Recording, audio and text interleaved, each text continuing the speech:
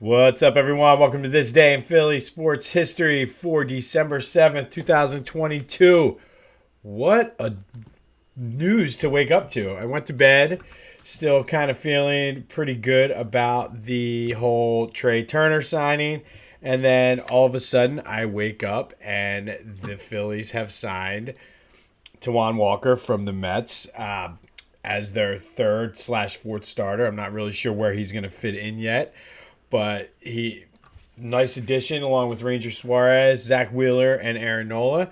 I definitely, like I said, didn't necessarily have him on my radar. I'll take it because it does two things. One, gives you your third starter and also hurts the Mets. So Phillies are all in. And then as I'm reading about that, I'm looking on Twitter and I saw that they signed Matt Strahm as a left-handed bullpen guy, which was one of the weaknesses that bullpen had. Obviously, it's pretty depleted right now, so they're going to bring in some other guys, but it's a good deal from the guy who pitched for the Red Sox last year. So Phillies starting to take place. They're right at the luxury cap. I don't necessarily think it's going to matter. I think if they see they're going to have to go out and sign those guys for the bullpen anyway. And it's obvious they are all in this year. And rightfully so. I fully expected them to do this sort of free agent frenzy this year or this offseason anyway. Like I said, going to the World Series last year sort of escalates that a lot. And I think the way they are lining up these contracts too, they're definitely setting themselves up to be able to make an extended run. It's not like it's all or nothing this year. But things are looking good in Philly land, and I think this is the perfect sort of area where all of a sudden Philly fans would start getting a little uncomfortable because, we're look at the Eagles. The Eagles are all in. The Eagles are one of the favorites, unless you talk to ESPN, who thinks the Cowboys are the favorite. But Cowboy bias, it's real. Who cares? We're still rent-free in their head. I saw a video of Cowboy fans walking out of the stadium saying Eagles suck. And I don't know. When I left on Sunday, last thing on my mind was Dallas. But I'm just throwing it out there. I guess when you haven't won a Super Bowl in almost 40 years, I guess it'd be almost 30-some years. But I guess at this point it is almost 40. But whatever. We're rent-free in their head. But back to the original point. The Eagles are one of the favorites. All of a sudden now the Phillies are all in. They're going to be one of the favorites. And this is usually where Philly fans get uncomfortable. Guess what? Embrace it because we are one of the best football teams. We are going to be one of the better baseball teams. So let's go do it. New Philly, hashtag, let's get it trending again. We did it a lot during the World Series. Let's keep it going. It's a good time. Now, if the Sixers front office would just get their heads out of their ass and maybe get rid of Doc Rivers and get some fresh vibes and some fresh air in that building down there, maybe we can go have a back to the early 80s when all the teams are good. Flyers, they're back in action tonight against Washington, but we'll see how that goes. But overall, good day to be a Philly sports fan. Like I said, I woke up and now the whole complexion of today's podcast has changed because I was not expecting to wake up and see that news. So, good shit. Now, Temple, they did beat St. Joe's 70-60 last night. They are now at least guaranteed a share of the Big Five title. I think I saw it was the first time since it was I think it might have been 2012. So it's been like 10 or so years since Temple has won the Big Five. So they can win it outright if they beat Penn, which I believe they play in a couple weeks. But good win for the Owls.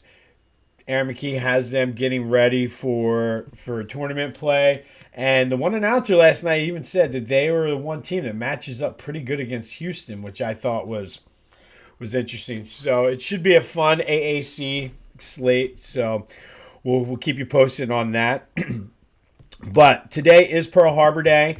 And I know for a lot of folks, Pearl Harbor is what 9/11 was for me and people of my generation and things like that, and probably a little bit older. And unfortunately, because it's been so long, I think a lot of those people are dying off. Like people like my grandparents who were late teens, early 20s, and very nervous about back then whether they had to go and fight in World War II and things like that. So just wanted to at least acknowledge that, because I do feel growing up that was something that even in school it was always harped on about how bad this day was and everything. So shout out to anybody who was at Pearl Harbor, anybody who knows anyone who was there, anyone who is a World War II vet that got drafted due to the attacks. So much love to anybody involved with Pearl Harbor, World War II, any veteran for that matter. But on a day like today, I just wanted to make sure I got that out.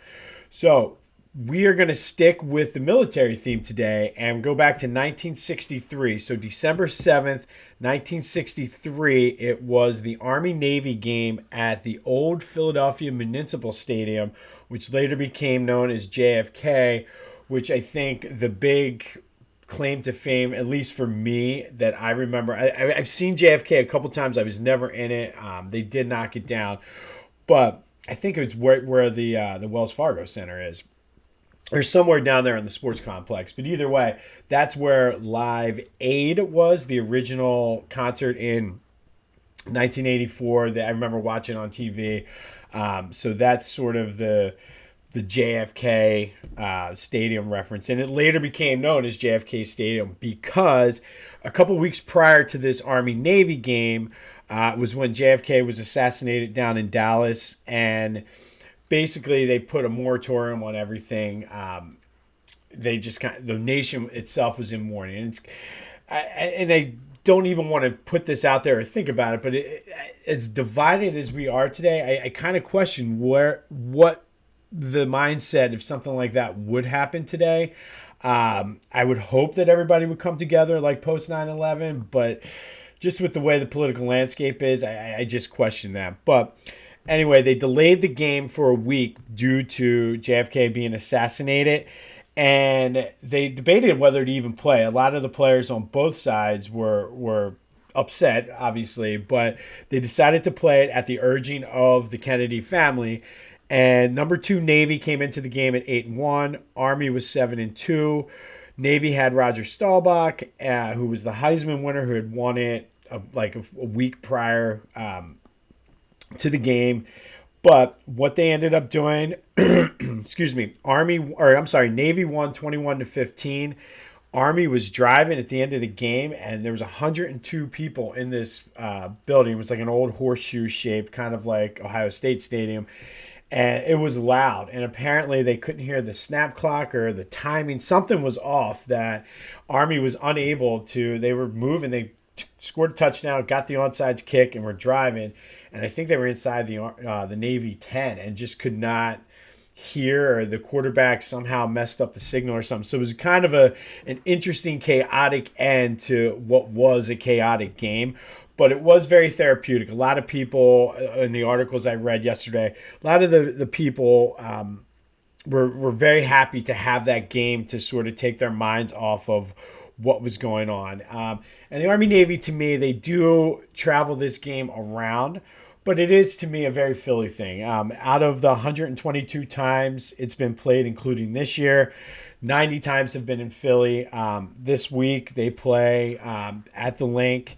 There's some great memories in Philly. If you remember the one year the railing at the Vet broke, and it kind of helped streamline the need for the Eagles to have a new stadium that led to the Link. But it's always fun to watch. It's the only college football game on this week. So probably a low-scoring game, but it's always fun to see the crowd get into it. I know when I was in the city, a lot of times it was fun hanging out with the people that come in from all over the country. So, but on this day in Philly sports history, 1963, Navy beat Army 21-15 in a game that was delayed. Excuse me. It was delayed a week due to John F. Kennedy being assassinated. It was played at Philadelphia Municipal Stadium, which later would become known as JFK Stadium. So there you have it. Big get for the Phils. Looking forward to Army and Navy this weekend. Flyers back in action tonight. Big Eagles game versus the Giants. Go have yourselves a Wednesday. Until next time, I'll see you when I see you.